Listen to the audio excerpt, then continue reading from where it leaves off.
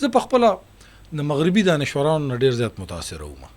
صحیح. او واقعي ده چې هغوی د کمال کتابونه لیکلي دي، د هغوی کله کتابونه چې ته وګورې، خو چې کله به هغوی ته ریالټي ته وګورې نو د غزه په دې جنگ کې لکه مغرب کې دوه قسمه خلک دی.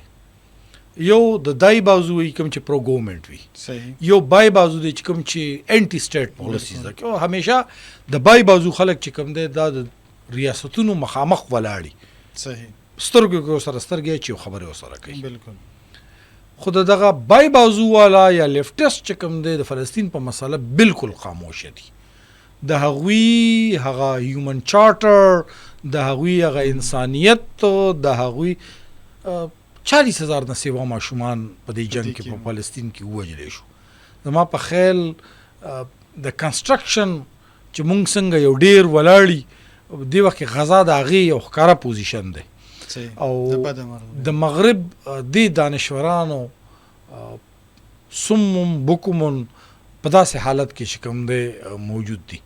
هغه کتابونه، هغه د کوسلې چې دوی به منځ ته کولې، زه ما ته ویل چې زه د دوی نه ډېر زیات متاثر وم، خو ما ته پته ولګېده چې نه، دا تر د ناوې د میک اپ په شان ته د دوی دا کتابونه ښکلي دي، د دې نه وړاندې د دوی هېڅ حیثیت نشته دی. صحیح.